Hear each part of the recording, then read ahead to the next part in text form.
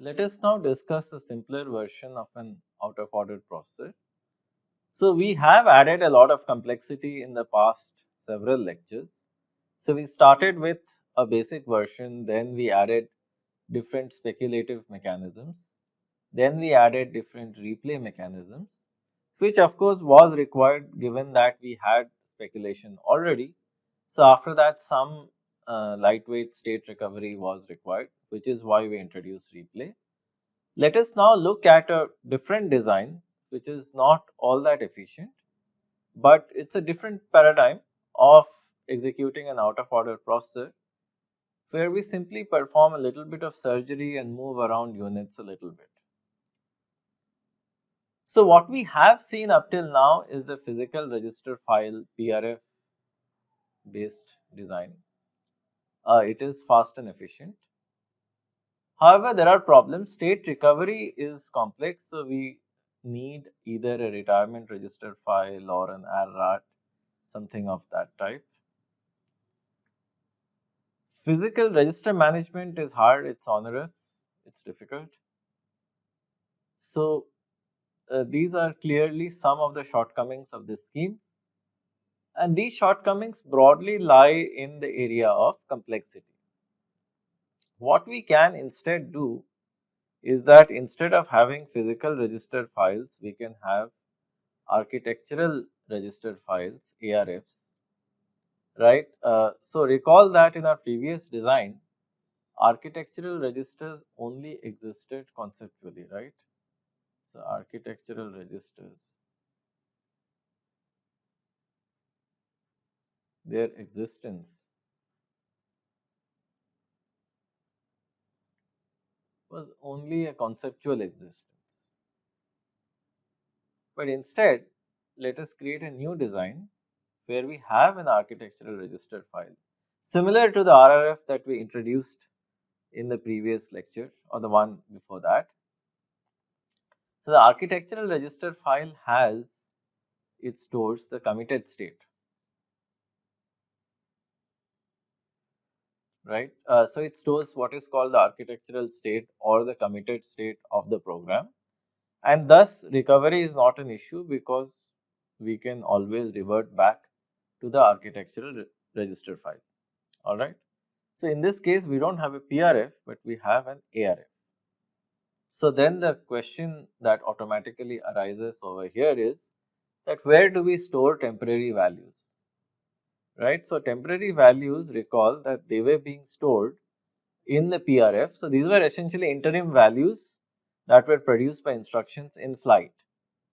So in this case, what we do is that we enhance the reorder buffer with additional value storage capability to store uncommitted values such that all the interim values get stored in the ROB.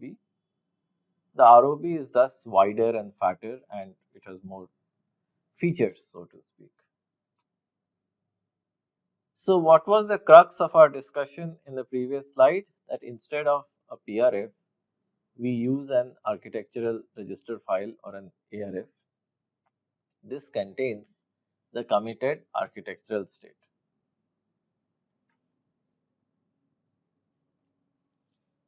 So what are the stages that we are looking at right now? Well, decode and renaming remain the same in this design as well. However, after renaming, before dispatch, right? So in this case, essentially the order of dispatch and register read.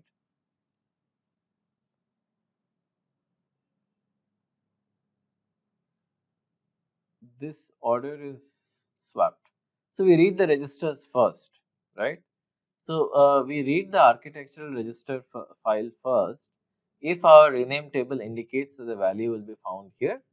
Otherwise, if it's a temporary value, it's an interim value, right? Then we read it from the ROB, all right?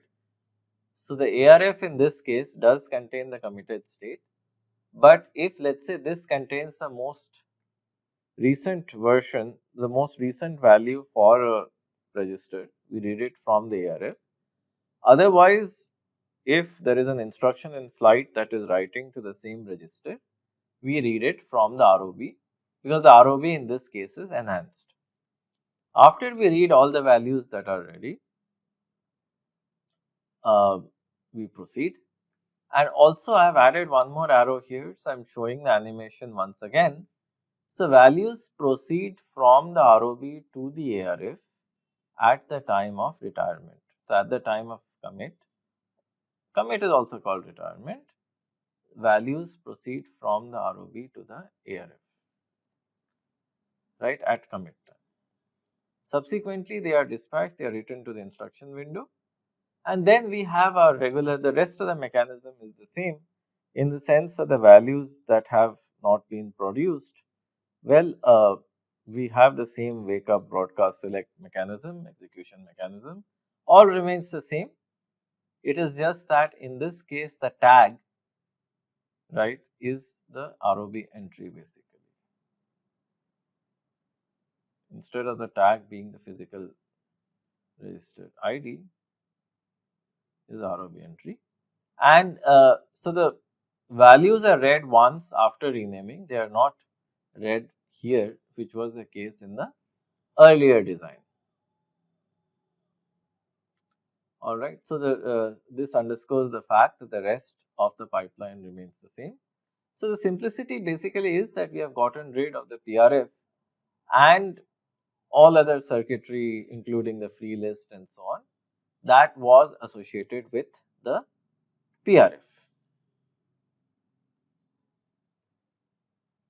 Alright, and then finally we write to the register, and of course the register write phase, in this case the write is actually written to the ROB entry, and this value only at commit time goes to the ARF, the architectural register file.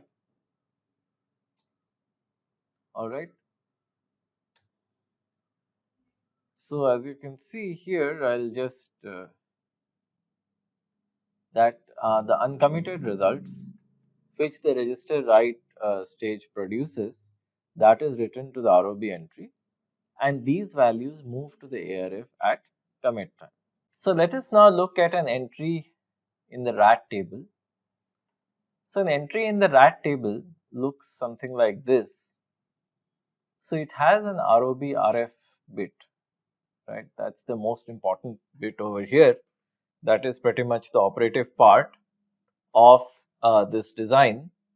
So this bit basically says, will the value be found in the ROB? 1, if the value will be found in the ROB. 0, if the value will be found in the architectural register file or ARF. So this essentially indicates that whether the value is coming from the committed state or whether the value is being produced by some other instruction in flight. Alright, this is what is said, is being said. Subsequently, if the value is coming from the ROB, then well the ID of the ROB entry is stored, and these two pieces of information are what we find in the rename table or the RAT table. So we use the ROB if the ROB RF bit indicates that the value might be there in the ROB. Subsequently, what we do is we access the entry in the ROB. The entry in the ROB, well, it will have a lot of fields, but I am only showing a subset of the fields that are relevant. So of course, it will have some copy of the instruction packet. So let's only consider these two fields, this and this.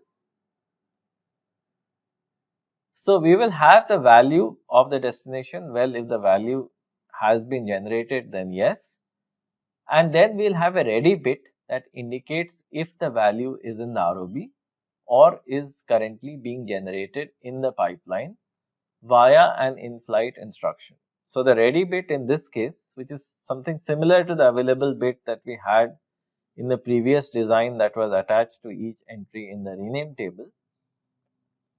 In this case, the ready bit associated with the destination, this essentially says that whether the value is currently there in the ROB entry or not, or whether we need to wait for it and get it via the regular broadcast wake up bypass mechanism, right? So basically this is what this ready bit is indicating, and this is very important. All right. So this is essentially telling us that look, either you take the value that is there, which is this, or you take it from the pipeline using the wake up select broadcast bypass mechanism that we have already discussed. So each entry in the instruction window gets modified. Previously it was not storing the values of the operands.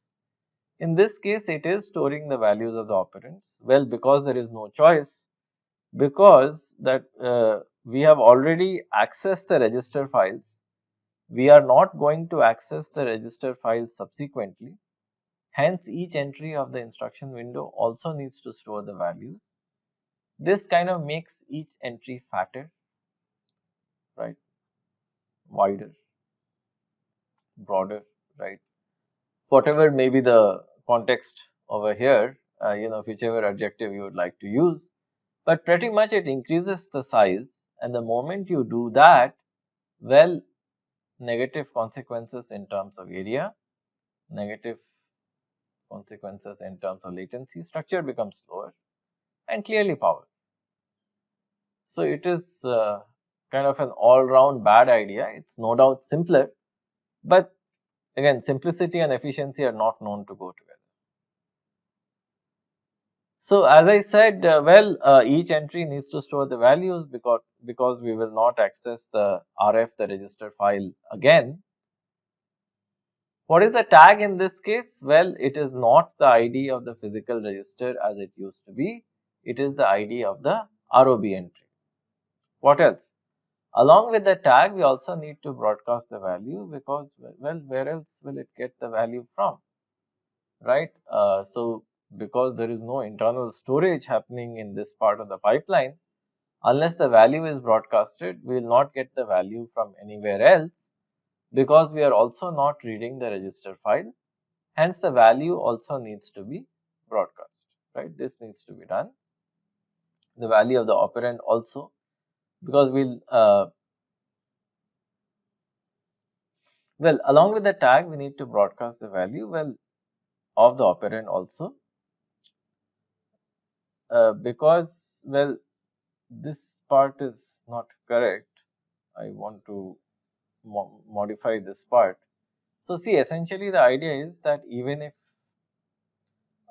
we don't pick up the value from the broadcast network, you can always argue that look, the instruction will get selected and we'll pick it up from the bypass network, but it will not happen, in such a simplistic fashion, because it is possible that this cycle the instruction may wake up, but it actually might end up getting selected 10 cycles later, or maybe one operand wakes up and the other operand still hasn't woken up, and clearly the value will not be there in the bypass network for such a long time.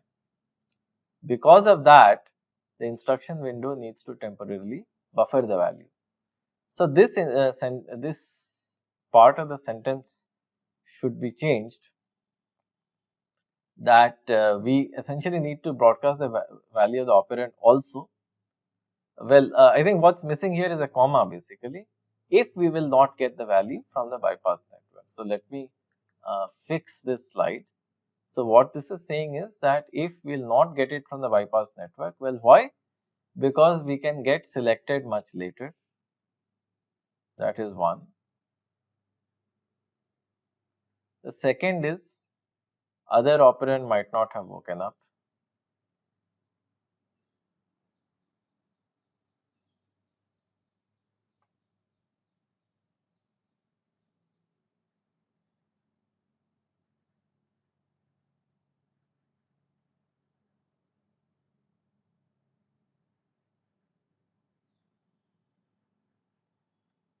So because of these two reasons, it is possible that we will not get it from the bypass network. So this is why along with the tag you send the value such that the value is there for sure. So this will clearly make the circuit slower, right? So let's say if we have 128 entries in the ROB, well, it's a 7-bit tag, And recall that even previously with the PRF we were broadcasting 7 bits, but in this case a fat 64-bit value needs to be broadcasted, and this will increase the inefficiency of the system and make it slower.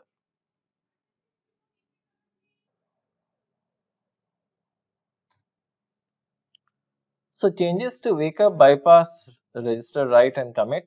Well, we can follow the same speculative wake up strategy and broadcast a tag. In this case, the tag of course changes, it's the ROB entry immediately after a select, that is. And also what is actually broadcast is a tag plus a value. Tags plus values are broadcasted, and this is the change at this stage. Then instructions directly proceed from the select unit to the execution units. So there is no register file access stage in between, which used to be there. This is not there. All tags are ROB IDs. After execution, we write the result to the ROB entry instead of the physical register. Commit is simple. So this is important. Commit is rather simple. Essentially, what happens is that we save the architectural state in the ARF. So whenever we commit, we write a value to the ARF. This is again, as I said, this is again a power hungry operation. So power wise, you can say it's inefficient. I'm putting a minus minus here, right? So the commit part is not power efficient at all, but at least the architectural state is in the ARF. So this is working in the same manner as the RRF that we had discussed earlier. And if let's say you want to flush, well, after a misprediction, all that we do is we flush the ROB and we just recover from the ARF. And of course, the rename table has to be modified to incorporate this aspect of execution, but essentially recovering from a misprediction in this case is more straightforward. Let's compare the positive and negative points. Well, the positive points in the PRF based design, which are plenty, is that a value resides in only a single location. Multiple copies of values are never maintained. So, this is important to bear in mind that multiple copies of values are never maintained. They are only there in the PRF, nowhere else, right? And if let's say we use an RRF, which we have already said is inefficient, but if we use an RRAT, then this is definitely true. And also recall that in a 64-bit machine, all values inside the data path are all 64 bits wide. So storing values is inefficient, right? There's no doubt about it. Each entry in the instruction window is smaller, again because values are not saved. The crux of this design is that don't store big values. The broadcast also uses 7-bit tags, which is essentially the ID of the physical register.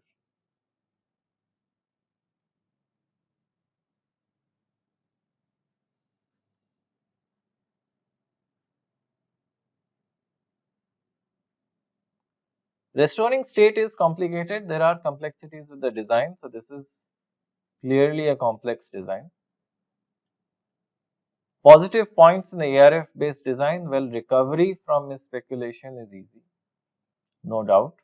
That is because the ARF functions as a register file that stores committed data. We don't need a field list, we don't have to manage physical registers. Simpler. It's just that values are stored, well, that itself is bad. And to make matters worse, values are stored at multiple places, namely the ARF, the ROB, and the instruction window. Alright. So as we can see clearly, there is a latency power trade-off with complexity. So depending upon what we would like to do and what is the target workload, what is the power budget, how much performance do we want, and also the skills of the engineers, can they deal with a more complex design or not.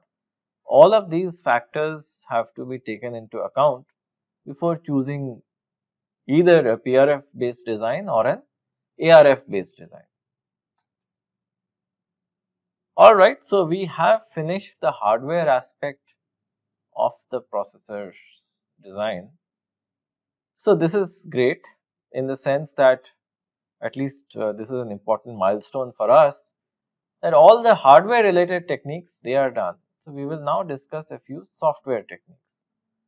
So software techniques primarily use the compiler to optimize the code, and then hardware can pick up from there, in the sense that the compiler can, let's say, optimize 80% and the hardware can use those optimizations and do the remaining 20%.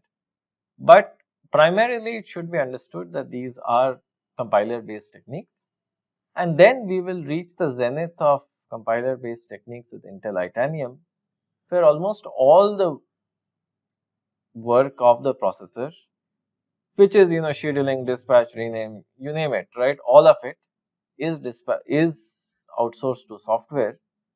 So this is essentially a natural extension of this. Let's first look at some simple techniques and then move to Intel Itanium. So Intel Itanium, for people who have not heard of it, is a flagship Intel server processor for very high-end servers.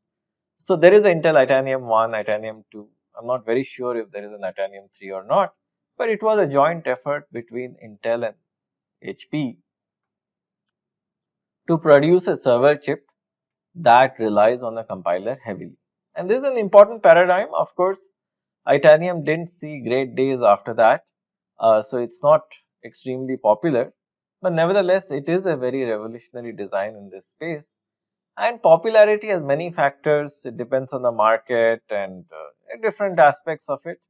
So let's have a logical separation between an academic discussion and a market discussion, right? So they essentially belong to two different courses.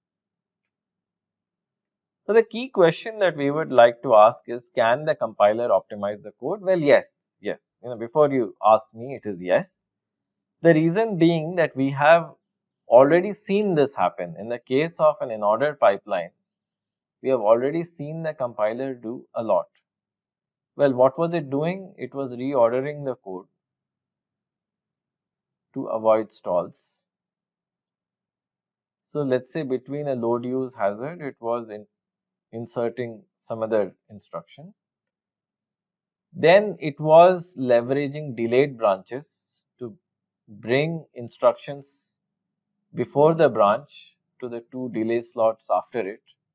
So this was also reducing stalls. And the compiler was also ensuring correctness if the hardware did not have interlock. So the compiler did play a role. So we can see it can do more. It can reduce the code size, which is the number of dynamic instructions that can be done.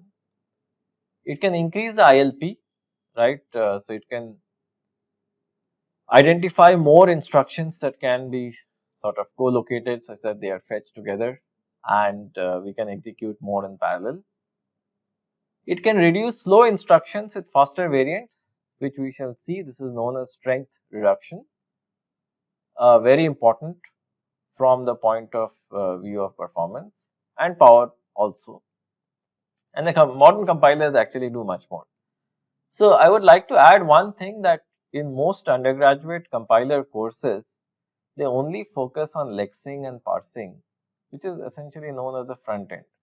So what does lexing do? Well, it takes a C program. If let's say you're building a C compiler, breaks it into individual tokens, like a for loop. The word for is a token, then the brace is a token, a variable is a token, and so on.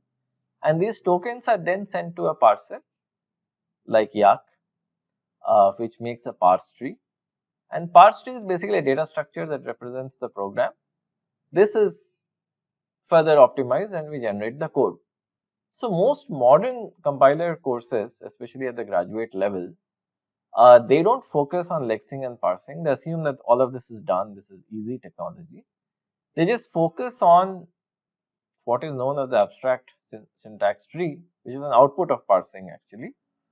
So the abstract syntax tree is then processed, right? So then, like an assembly line, you have different compiler passes. We just do different operations on the abstract syntax tree, and keep on making it more efficient. And finally, we generate the code and we produce the binary. So these compiler passes, these are something that we will study, and most modern compilers have different optimization levels where depending upon what you specify, they'll either have more passes or less passes. So more are the number of passes, more efficient is the code, and also it takes more time to compile. So if I just do gcc x.c, well, this is the default, it will do some optimization, not a lot. I can add a flag -o1, optimization level 1, it will do more, -o2, even more, -o3, maximum. Alright. I invite you to do this, that you take a C program and then you enable different compiler optimizations, run the C program and see how long it takes. You will see that gradually as you increase the level of optimization, the program becomes faster, faster and faster, and this is a great advantage of modern compilers, that look, if you want to compile very quickly, then no problem, use a lower optimization level, but then your final code will be slower. Or if you want to spend more time during compilation, which in any case is not much, use -o3. So let us now come to our first optimization, which is known as constant folding. Take a look at the code over here. If you look at it, we are doing arithmetic operations, but if you think about it, there is no reason to actually do the addition, for example. We can instead analyze this in the compiler. Most compilers will actually not do the addition, they will just say a is equal to 10, just set a to 10. Once a has been set to 10, most compilers will not do the multiplication, they will just set b to 20. Once that has happened, most compilers will just set c to 400. And we are thus avoiding two multiply instructions, two add instructions, and also one additional instruction of putting 4 into a register, because in most ISAs we can't have two immediates as arguments. So given that this piece of code can be optimized somewhat significantly, constant folding is one of the passes, one of the default passes actually in most compilers. So most compilers, even without asking you, they will do it, and this will produce reasonably efficient code, because most programmers will not or are not expected to know what is efficiency. That's why compilers try to help them, in the sense that if programmers are trying to shoot themselves in the foot, compilers give them bulletproof shoes most of the time. The next optimization is strength reduction. So often we perform several arithmetic operations of this type. So these arithmetic operations over here, one is multiply by 8, divide by 4, multiply by 12. Alright. So we very frequently also we compute the half of a value or the quarter of a value, right? And because of this, we typically have multiply and divide operations of this type. Multiply and divide operations are slow, in the sense that they take many cycles, many cycles, and it is much better to replace them with variants that take a single cycle. So let's say while multiplying by 8, this is equivalent to left shifting by 3 positions. This is a mistake. This should be slow over here and fast over here. This is a silly mistake, but so as I said, multiplying by 8 is tantamount to left shifting by 3, and dividing by 4 is the same as right shifting by 2 positions. Furthermore, what many smart compilers can do is multiplying, let's say, something by 12. This can be replaced as the sum of multiplying by 4 and multiplying by 8. So this can be replaced as a sum of 2 shifts and 1 add. So of course this depends on the machine, in the sense a single operation over here is being replaced with 3 operations. But sometimes in some machines this can turn out to be a faster operation, mainly because we are parallelizing this. So both of these shifts can be computed in parallel, and then of course we need to perform the addition. So if all of them are fast operations, and let's say that at that point of time we have free functional units, then this is not that bad an idea. Even though the conversion of into 12 into this form, this is rare, but nevertheless these two are very popular, right? These two kinds of optimizations are very popular, and as of today strength reduction is a default optimization scheme that is there in most compilers. Another common uh, optimization is called common sub-expression elimination. So let us look at these pieces of code. So in this piece of code, what we see is that the expression a plus b appears several times. So if we don't do anything in a naive implementation, we would actually perform this addition 3 times, which is expensive. However, most compilers today would pre-compute a plus b, store it in a temporary value, let's say a register. Let's call it T1. So the way that this code has been written over here, and also the same holds for the previous example, that we have, so each line of C code is very simple, right? So it is simplistic in the sense this is complex, but the bottom part is simple. And let's say in this example, as you can see, each line of code corresponds to one line of assembly code. So what we do is we compute a plus b, put it in T1, can be a register. Then we compute C, which is just T1 into 10, and we compute D, which is T1 times T1.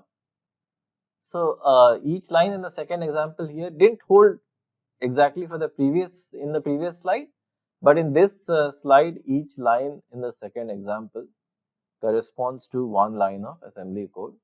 So we do not have to compute a plus b many times, we just compute it once. So identifying such common sub-expressions in arithmetic expressions is something that modern compilers do very well.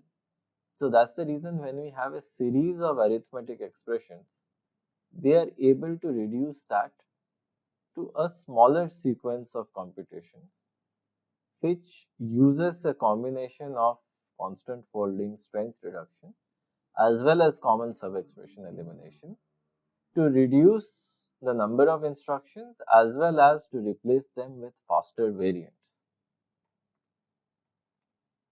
Now let us look at one more kind of optimization known as dead code elimination. So let's take a look at this program over here. So any program, finally what matters is what is written to the output. So the output in this case is hello world, and if we think about it, these two statements have no value, right? So this is dead code in the sense that whatever they compute, this is not a final output of the program, right? So it is not leading to a printf statement. Given the fact that it is not leading to a print statement, uh, this piece of code has no use. It is called dead code. This, I would say, is not a part of the default optimization level, at least as of today in many compilers. But still, with more advanced optimization levels like O3 and so on, it will identify dead code and it will remove it. So this will reduce the number of instructions that a program executes.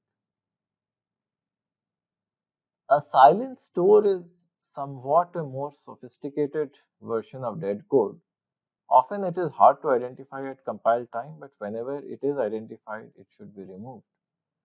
So what we see over here is that we set the first element of the array to 3, and then do a little bit more of computation.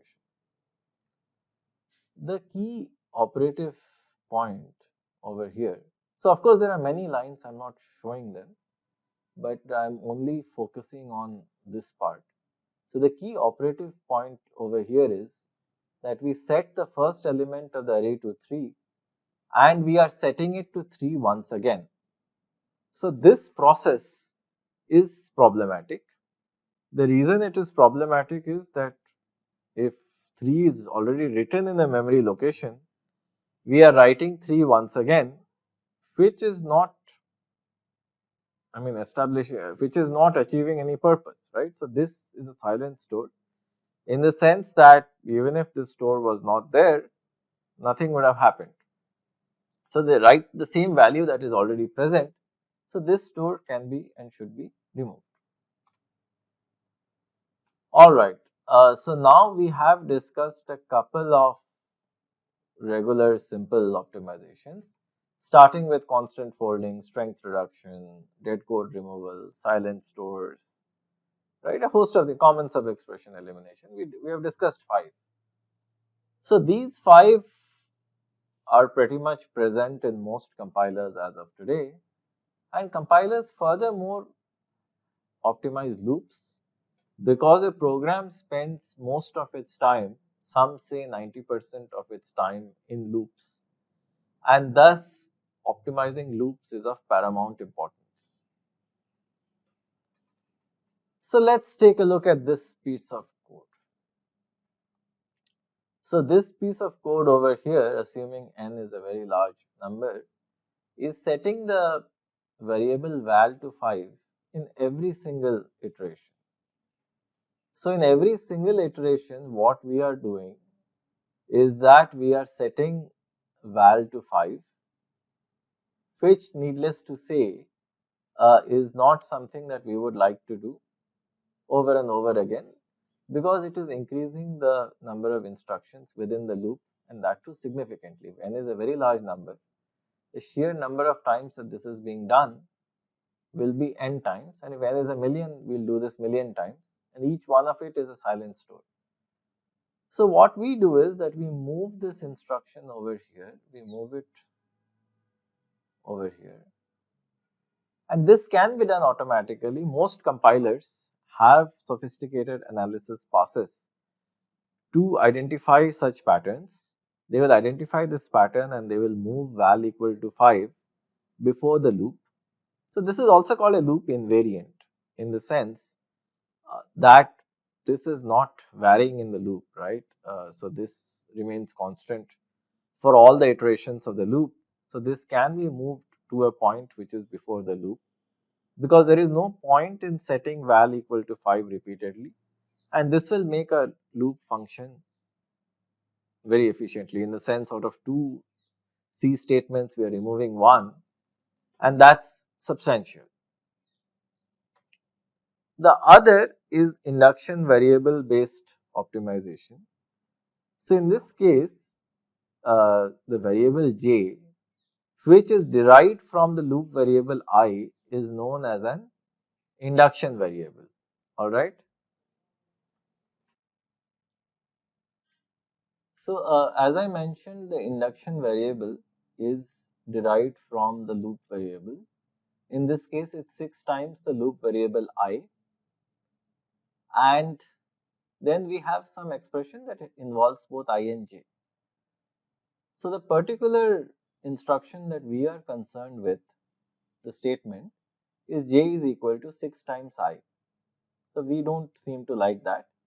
Why? Because we don't like the multiplication instruction. Our claim is that the multiplication instruction is slow. That is our claim. So that is why we don't like it. What we would instead like to do is that we would try to replace a multiply with an add, which is much faster if possible, and most compilers can recognize this pattern.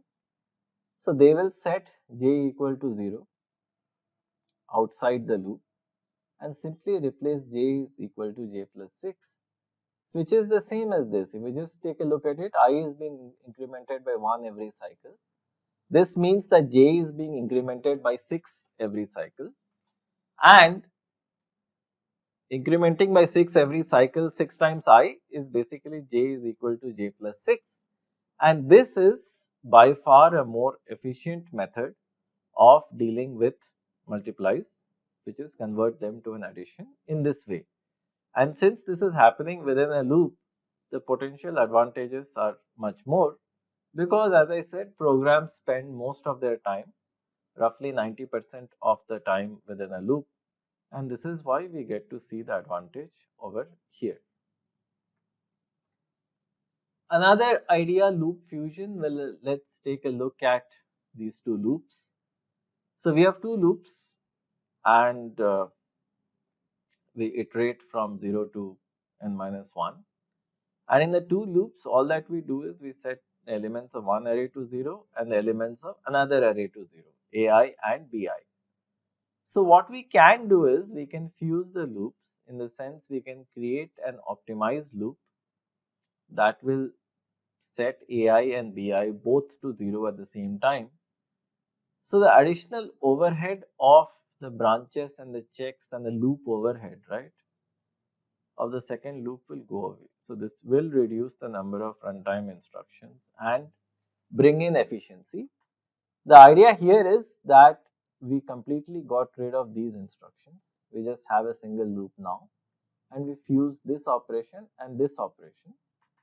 So loop fusion is also done by compilers, but sometimes the loops are complicated. So the programmers are supposed to write efficient code such that they fuse the loops without without passing on the effort to the compiler. The programmers sometimes should do it, particularly when they feel that it is complicated, something that the compiler might not catch. So loop fusion will reduce the instruction count drastically, and also the number of branches quite significantly. Alright. So as I said, it will remove the overhead of one of these for loops completely, and that will bring in the desired amount of efficiency that we needed, which basically means that instead of two loops, we'll just have one. Now let's come to loop unrolling, which by far is maybe the most popular optimization in this space. So let's take a look at this.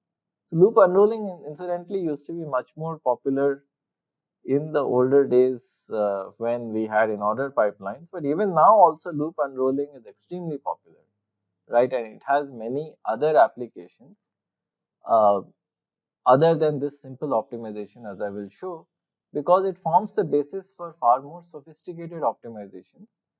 And also, while programming hardware, when we have loops in Verilog or VHDL, they are also unrolled, and a lot of work on the loops is done. So let's consider a simple 10 iteration loop. All that it does is just does sum equal to sum plus I, and of course sum is initialized to 0. So let's take a look at the assembly code. R0 is mapped to sum, R1 is mapped to the loop iterator I. Every iteration we compare R1 with 10. If it is equal, we just exit. Otherwise, we just add to the sum, we add to I, and we jump to the next iteration. So this assembly code is simple. We have seen something similar many times in the previous lectures, so I'm not going into this in detail. So what we can do is that these 10 iterations can be fused into groups of 2 iterations. Alright. So instead of incrementing I by 1, we can increment I by 2, and we can replace the sum operation with this, which, as you can see with the previous slide, this is equivalent, right? So there is a degree of equivalence. It's the same basically what we are doing. It is just that we are doing more work within the loop, and instead of 10 iterations, we have reduced the number of iterations to 5. Given that we have reduced it to 5, there is an advantage. The advantage over here is that we have reduced the loop overhead, which is essentially the branches and the checks and all of these. So let me come to the assembly code. As you can see, it will be visible very clearly. So we set sum to 0, we set I to 0, well, fine. Then this is the main body of the loop. So we do the same comparison, compare R1 with 10, and if it's equal, we exit. So this is basically the loop code. Now what we do is we do something interesting. We compute sum is equal to sum plus I. We increment I with 1 and add it to the sum once again. Or we could have multiplied I into 2, added 1 to that, and then added that to the sum. Whatever is more efficient. So what we could have done is we could have done sum, we left shift it by 1 position, which is same as multiplying it by 2. Alright, and then we could have added 1. So this would have had the same effect. So regardless of how we do it, we compute the updated value of sum, and we also increment I. If you see, we increment I twice, we increment it once here, we increment it once there. But the advantage is that we reduce the number of instructions that implement the loop code. These two instructions implement the loop code, and this instruction implements the code of the loop. So we are basically reducing branches, right? That's what it comes down to. We are reducing branches and other code that is important in maintaining the number of iterations of the loop. So, well, reducing branches has two advantages. The minor advantage is that we are also reducing the total number of instructions, which needless to say is beneficial. So that we have already seen from the performance equation. But specifically, we have fewer branch instructions, and this is the crux. So fewer branch instructions means fewer mispredictions.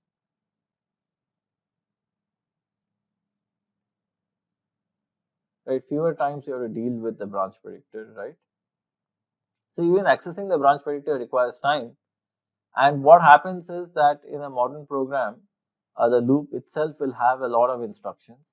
These instructions can destructively alias with the branch that can increase mispredictions.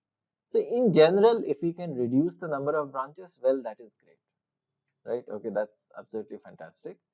If we can reduce the number of branches, because less branches is both less instructions as well as less mispredictions. So essentially it is reducing the sum total of this branch headache, right? And so that is one advantage of unrolling. Of course, unrolling has other advantages, which is also, as I said, reducing number of instructions. Also, another advantage of unrolling, which we shall see, it's more important for in order pipelines, is that stalls associated with branches are not there. And another good thing in out of order pipelines is that we get a larger window of instructions that are branch free. So let's say instead of unrolling it by a factor of 2, so this 2 is called unrolling factor. Again, let's say unroll it by a factor of 5.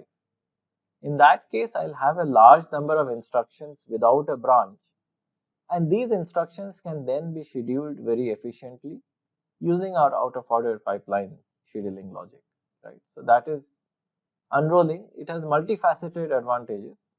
So these are those. So before we move to the next topic, which is software pipelining, which essentially builds on what we discussed, I want to highlight some of the negative aspects of unrolling, and the negative aspects of unrolling will become amply clear as we discuss software pipelining as well. The first negative aspect is, so let me write it, unrolling. What is bad with it? A minus means negative, plus means positive. So the first negative aspect is that the code size actually increases.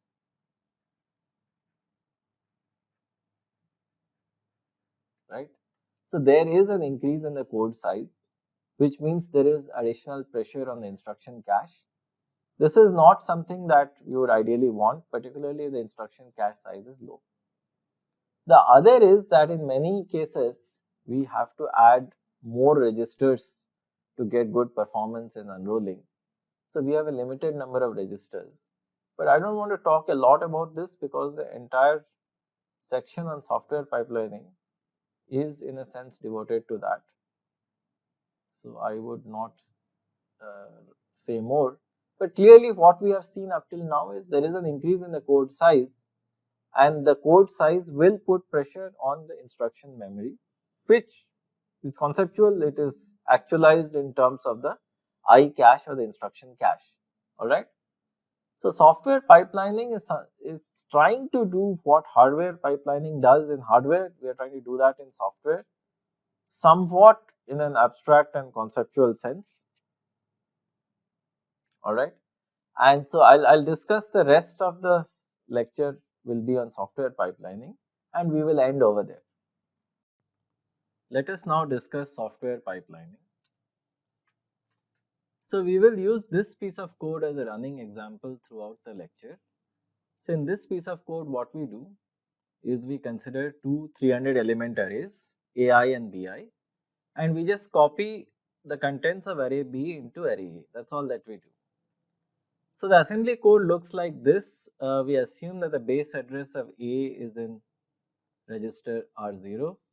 The base address of B is in register R1. Alright. And then the counter I is mapped to R2. And we also define an offset variable which is mapped to R10. Why R10 we will see later, but basically we need to create a lot of temporaries, and that's why having R10 where it is a good idea. It sort of keeps the code clean. So what do we do? Well, first we check for termination. If we have reached termination, we exit. So this part of the code we have seen, right? So there's nothing new with this part.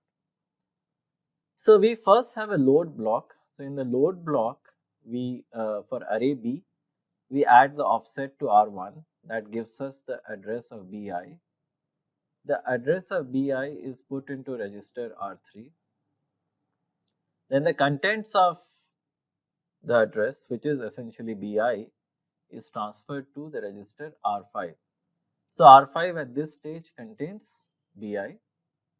Then let us consider the next two instructions. In this instruction, we do the same, but instead of array B, we do it with array A. So what we do is that let R0 contain the base address of array A. So we add R10 to it. R10 is the offset. So then AI, the address of AI rather, gets transferred to R4, and again the contents of AI are anyway given by the contents of BI, which is in register R5. So this is stored over here. So this basically achieves this. AI is equal to R5, which was set in line 11 to BI. So this is basically doing this for us. Then what do we do? Well, then we do the customary increment. So we increment R2, and at the same time we multiply R2 times 4. So instead of using a complex multiplication instruction, we instead use the left shift instruction. So the left shift instruction over here left shifts R2 by 2 positions, or in effect multiplies it by 4, and this is the offset which is stored in R10, and again we loop. So what we see over here, if I were to get rid of all the ink on the slide, what we see over here is there are 3 blocks of statements. Those 3 blocks of statements work something like this: L, S and I. So the way that they actually work is that so L is a load block, and in the load block what we do is that we load the value of BI into register R5. Then we have a store block where we store the contents of register R5 into AI. And then we have an increment block where each block contains 2 instructions, right? So what we see is that This can run in an in-order pipeline. There will not be a load use hazard because there is one instruction that separates the load and the use. However, if we have longer memory latencies, like longer than one cycle, then of course there will be a problem. Furthermore, if there is a need to parallelize some of these blocks, so we will see how. It doesn't appear to be parallelizable right now, but we can modify the code in such a way that this structure can be parallelized. Then of course it should be possible to do so, even if the latency to load a value from the data cache is more than one cycle, like it's of the order of 2, 3, 4 cycles, it should still be possible, right? So this is where we would like to look at software pipelining. So let us look at these three blocks across the space of iterations. So we have a L block, as you can see over here, L, S and I. So we have L, S and I for all 300 iterations. I'm only showing for the first 5. So I can write these in a different way. I can write LSI here, then I can write it the next iteration. I can just write it next, after that, then after that. So nothing stops me from writing it in this order. Then I can create these rows, as you can see, right? So I've created this row over here. I've created this row over here, this row over here. So these rows have been created. So why have I created these rows? Well, this will be clear because I wish to execute instructions in a certain order, right? And that order will become clear. But let's understand that every iteration has 3 of these blocks, and these blocks can alternatively be written in this fashion, where we can look at a different order of execution. What is the order of execution? Well, it is this order, where basically I will execute it like this. So I'm just adding my arrows over here. So just give me a second or so to add these arrows. So what I can do is that I can execute them in this order. First the L block, then S and L, then IS and L, ISL, ISL, and so on. So if I look at the steady state, if I let's say ignore this part and I ignore this part, but if I look at the steady state and let's say the iteration number is the superscript over here, the order of operations in a single row would basically be for iteration 0 block I, iteration 1 block S, iteration 2 block L, I0 S1 L2, then I1 S2 L3, I2 S3 L4, so on and so forth. So it is important to first appreciate the fact that all the blocks that we would have executed in the normal execution with this special order of execution, which is also known as a software pipelined way of execution, we are executing exactly the same blocks. Let us not worry about dependencies and correctness right now. We will fix that. But why is it called pipelining? Let's understand. So how does a conventional pipeline work? Well, we have stages and we pass an instruction from stage to stage. At a given stage, an instruction we can say is partially executed or semi-executed. So if I were to have one instruction over here, it will go from this stage to this stage. In a certain sense, more of the instruction is getting executed. For example, in the first stage, if we have fetched the value, in the second stage, we decode the value, in the third stage, we execute. So we're kind of executing it more and more. So if we treat the rows as pipeline stages, so this is let's say one stage, another stage, another stage. Let's say we treat an entire iteration over here as kind of one instruction, then we see that the iteration pretty much proceeds, right, across the pipeline stages, right? So the iteration across the stages is proceeding, and this is why we can say that this is one way of software pipelining, where the way the compiler will generate the code is that it will execute the entire computation row wise. So let's not, as I said, let's ignore this part for the time being. So it will generate code, let's say for this row, where it will execute I0, S1, L2. Then it will execute S1 and I1. So if I were to see, just take a look at L2. It first executes this, then it executes this instruction, the store, and then I2.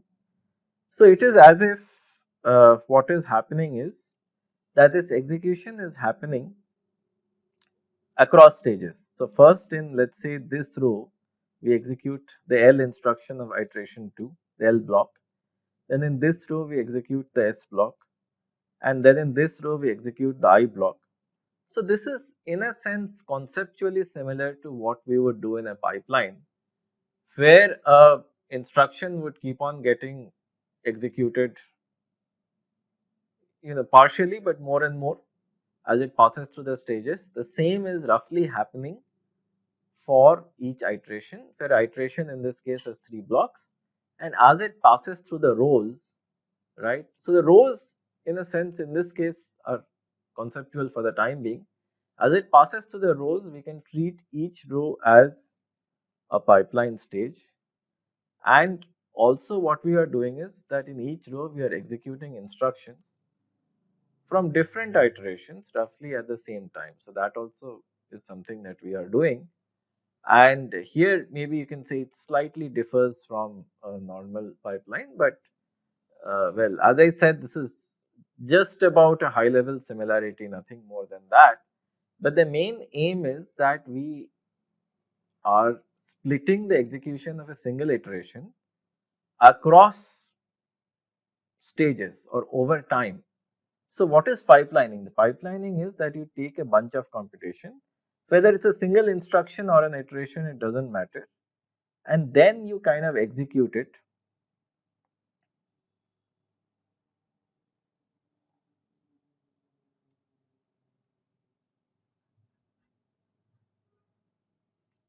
over time, right?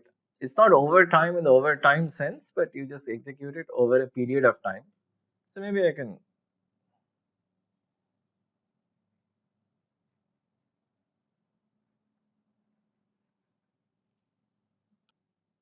in a certain sense, we are doing that over here.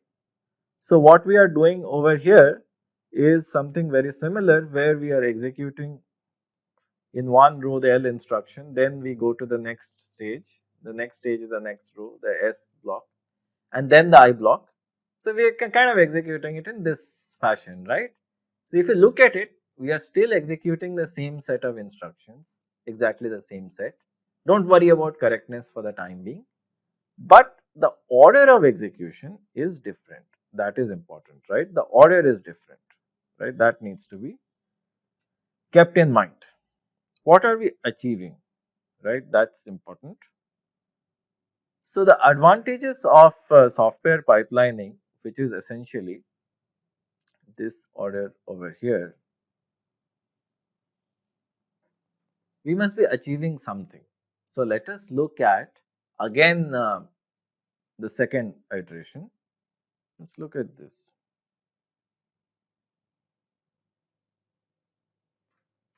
So what we are basically achieving over here is that between L2 and S2, instead of having no instructions, which was the case over here, just take a look. So L and S, basically L ends and S begins. That's not happening over here. We have a new block of instructions, right? So given the fact that we have added this extra block, the advantage is that we can absorb more delays, in the sense that if we have a slow load instruction that does not take one cycle, but it takes more than one cycle, let's say 2, 3, 4 cycles, we can still absorb it because we have a block in the middle. And of course 4 cycles we can't absorb, but let's say 3 cycles we can absorb if we are assuming that this block takes 2 cycles, right? So 1 cycle it would have taken anyway, plus 2 more. So multi-cycle loads can easily be accommodated, which is clearly a major advantage. Furthermore, it is possible to execute the I, S and L blocks of the three different iterations concurrently. So what are we doing? We have essentially created these blocks, and these blocks, so if I were to just show this in a different way, in a different manner, what I can do is I can divide these into groups of three. If you would see that in each group we have blocks from different iterations, right? And given that we have blocks from different iterations, what would essentially happen is that there is a possibility that we can execute them in parallel as long as there are no dependencies between them. This will further increase our ILP, right? So this is an ILP enhancing technique if it is possible to execute them in parallel, all right, because we are using different loop iterations, right? So that possibility is there, but we will look at it slightly later. But if we were to execute them not in parallel, but what is called concurrently. So concurrently in computer science is not parallel, it does not indicate simultaneously, but it just means that without any specific ordering specified between them, well then we should move in that direction. So one can be, we can use different loop iterators for the three separate iterations, which is 0, 1 and 2. So let me explain this with an example, it will become much clearer, right? So where are we moving towards? Well, we are moving towards an implementation of software pipelining that is correct, does not have dependencies, and where we can possibly execute these three instructions, these three blocks in parallel. The solution that I will show will not take us 100% there, but the solution after that will take us 100% there. So let's try to understand what's happening. So what we are suggesting is that to break the chain of dependencies. So I'll tell you in a second why it's important. So if you can see, let's look at this ISL order, right? So let me erase the ink on this slide. I'll just show you. So if you look at it, what I is doing is that this is for one iteration, this is for one more, this is for one more, right? So just take a look at it. It is in the reverse order, ISL.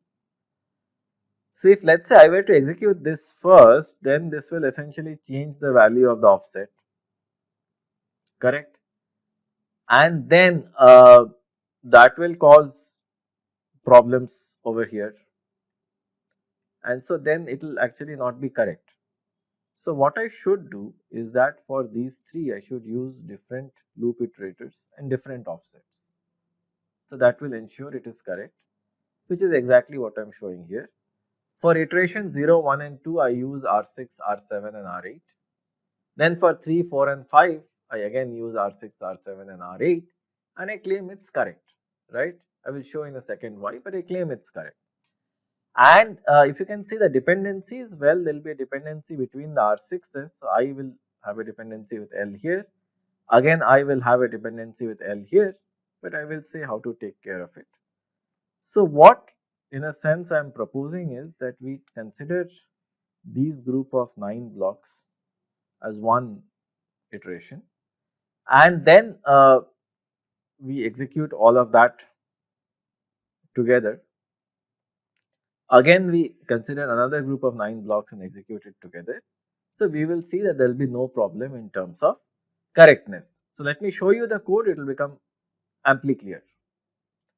So here is the code. So as I said, we will have 3 blocks. So the 3 blocks will be these blocks I0, S1, L2, I1, S2, L3 and I2, S3, L4. So these are the blocks. So what we do is we unroll the loop, right? So recall we had discussed loop unrolling a while ago. So we unroll the loop 3 times. So we will have 9 of these blocks, and then we order them in this fashion: I0, S1, L2, I1, S2, L3 and I2, S3, L4. So what we do is that for the 0th iteration, for this iteration, what we do is that we consider R6 to be the loop iterator for the 0th iteration, and then we consider R6. So it's a pair. of R6 and R10.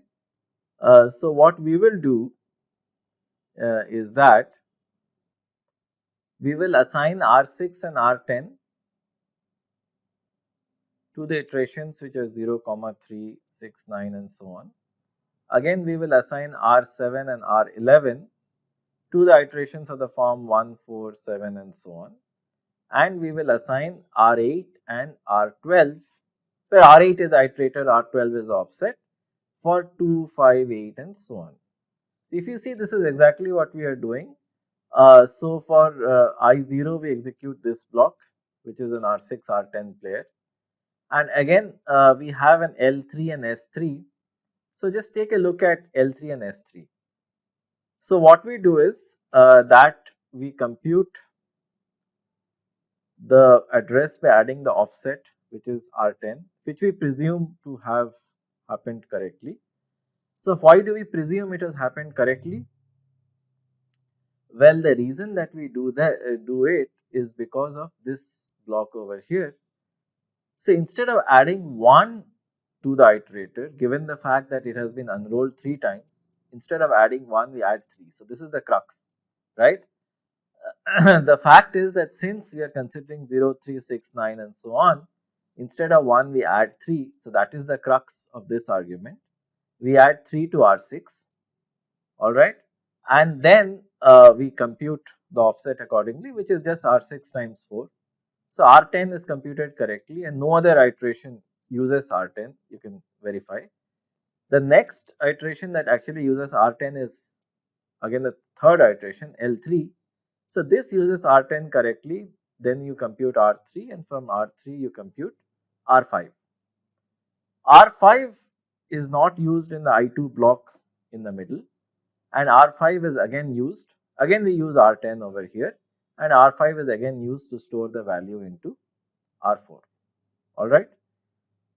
So we can see a very similar pattern here for other iterations. So let me show that. I'm still keeping this part there for you such that it can be a running reference. So what I will show now is that I'll show for the 1 series. So just take a look at S1, alright, I1 and L4. So in S1 again we assume that R11 is computed correctly, which is the offset, and we store the value in R5. Alright. So sorry, we take the value in R5 and we store it in the address. Henceforth R5 is not required. So L2 can overwrite R5, we don't care. Then we have I1. Again the iterator is incremented by 3, not 1. And we compute and the corresponding offset, which is R11. Alright. And then R11 is used in L4 to again compute the address and load the value in R5. So what we see over here is that we have actually taken 3 iterations, unroll the loop by a factor of 3, and the 3 iterations which would look somewhat like this. I'll show you the iterations that we have taken. So we have essentially taken I0, S1, L2. So just take I0, S1, L2. So it is this we have taken, this, and then I2, S3 and L4. So we have essentially taken these iterations. So these are 9 blocks. So these 9 blocks, of course, if I would have executed them in a traditional manner, then we would have proceeded in this fashion, right? First these, then these, then these, starting from I0. But in this case we actually didn't do that. What we did was more interesting, where we just considered these 3 rows, and the instructions in these 3 rows, these 9 blocks, were considered together, and then by unrolling the loop 3 times, and then of course we rearranged them. To eliminate dependencies, we had to use more registers, So for different iterations, we used different loop iterators and corresponding offsets, R6, R10, one pair, R7, R11, one pair, R8, R12, one pair. And it showed that look, we are not having any dependencies. Otherwise, there would have been a problem had we not used them. Had we not used them, consider S1 and L2 both would have required an offset, and this offset would have come from I0, and this clearly would have been wrong. So that's the reason we have used separate ones, and that has to a large extent broken the dependency, and this execution order is correct, right? So there is no problem with this. And what is the key advantage? Well, the key advantage is we have been able to insert a block, the I block, between an L and S block. So this allows us to absorb multi-cycle loads, right? And even from the perspective of an out-of-order pipeline, it gives us more instructions to work with an enhanced ILP. So now let me point out the problem. So the problem is that we also wanted to execute these three blocks concurrently. This is not possible. So this is what I was hinting at in the previous slide, that we cannot execute S1 and L2 in parallel because they actually depend on R5, right? So what we want is that we want to read R5 first and we want to write to it later. But well, if they are executed in parallel, we have a hazard, right? It's a write after read hazard, and this will cause an issue. It will not cause an issue in a multi-issue in order pipeline. This will cause an issue in an out of order pipeline.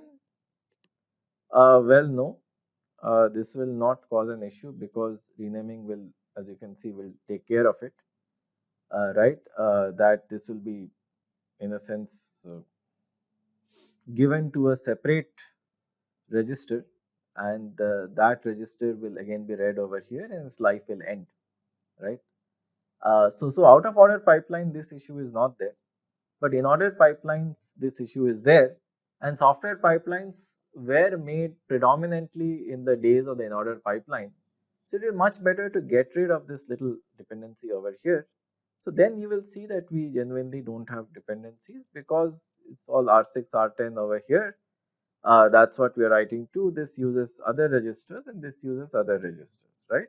So we are simply creating a different set of registers for each iteration. If we do that, so the dependency between S1 and L2 will go.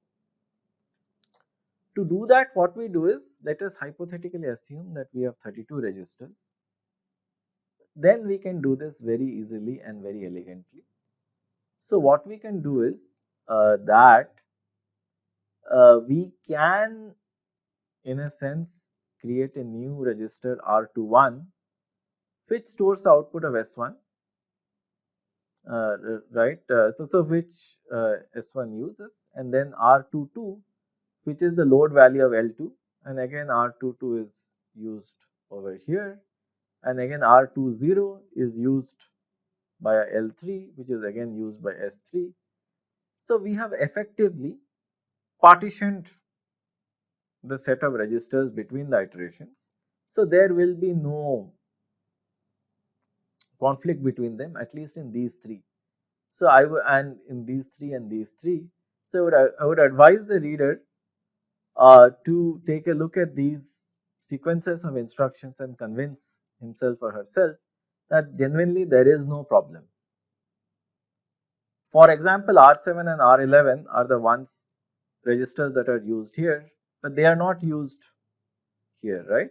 Similarly, R4, R0, R12 and R22 are used, but they are not used here, and so on and so forth, right? The set of registers that are used here are disjoint from the set of registers that are used here. Hence, there is no problem and we can execute these three blocks in parallel. And this is an advantage in order setups. And when we will discuss the Itanium processor, that predominantly relies on the software to identify parallelism and to do the scheduling, you will find that such approaches are extremely helpful, where we can pretty much run these three blocks simultaneously in parallel, right? So these approaches are extremely beneficial. So one point that we need to appreciate over here is that we clearly need more registers to do this, because well, I could have used R13, 14 and 15, but they are reserved for other purposes like the stack pointer and so on, so I didn't want to touch them. Hence, I am proposing a new solution that uses more registers. Further expounding on this fact that we need more registers for doing software pipelining, uh, this will become even more clearer when you will see that Itanium processor actually uses a lot of registers, and it also has special support, including what you have seen, that different set of registers for different iterations. So a lot of this support is actually built into the hardware. Alright, so we have discussed kind of the steady state where we have looked at these three rows, but what about this part which is known as the prologue, and this part which is known as the epilogue, right? So this part also deserves due attention, and this part is not being pipelined, but of course this diagram has not been drawn to scale. So if you have 300 iterations, most of the iterations can be software pipelined, but you will always have a few of these iterations, instructions over here, part of the epilogue and prologue, that cannot be broken down or rearranged the way that we have actually done. In that case, well, we can add some additional code at the beginning and at the end. So this the compiler can do automatically at the beginning and at the end to basically ensure that the entire loop executes correctly. So the summary over here is that a loop is actually a pretty complex thing from the point of view of a compiler, because it's a full encyclopedia of optimizations that can be applied. Particularly software pipelining is very important because it exposes ILP, more so in the days of this pre out of order pipelines, and also in special pipelines that we shall see in Itanium and so on. Software pipelining used to be more important. Nowadays, with renaming and so on, its shine is not that bright, but nevertheless, it's a very, very important mechanism for simpler processors that are predominantly in order and need to deal with large multi-cycle delays. So there is a very, very rich literature in compilers of how to automatically transform loops into their software pipeline versions. So now we showed one method of software pipelining, but it turns out that there are other methods as well. So the alternative solution that does not use renaming will look something like this. So let's first go from here to here. So I have slightly expanded this C code such that one line roughly corresponds to one line of assembly, right, or one or two lines, right, not more than that. So what we can see is that we can see that we are creating a loop over here. So the loop over here is similar to what we would do in assembly, that we will check for termination, and if it has not terminated, well, we'll again have an unconditional branch statement. And furthermore, what we will have over here, we will have the L, S and I blocks. So here each block actually corresponds to two lines of assembly. The same way that we have been showing is just another way of writing. So what I will do over here is that I will slightly reorder them such that we don't have to unroll, but still the code will be correct. So what I do is I initialize I to -1, important. I initialize a temporary variable t to b0, the first element, and then I go till 297, right? So I essentially goes from -1 till 297. So the first thing that we do is we increment I, so then it goes from 0 to 298. Then what we do is we set A0 is equal to T. For the first iteration, it will be nothing but B0. In the second iteration, we'll see. Then what we do is we set the temporary T as Bi plus 1. Alright. And so basically the value that the next iteration will set, we store that in a temporary over here. And then we go to the next iteration. In the next iteration, we again do the same. In this case, it is easy to convince oneself that AI is equal to T will actually be set correctly. Alright. So this will actually be set correctly because what is this T? This T is essentially coming from the previous iteration where we did it for Bi plus 1, but now I has changed. So the I plus 1 of the previous iteration is this iteration's I, and so basically it is the correct T, right? So that previous iteration's Bi plus 1 is being funneled into this iteration's A. We think of it as Ai plus 1, and it is happening via the T, and the value of T is flowing across iterations. So any time there is a dependence between iterations, we call it a loop carried dependence, which we are seeing over here. So we keep doing this.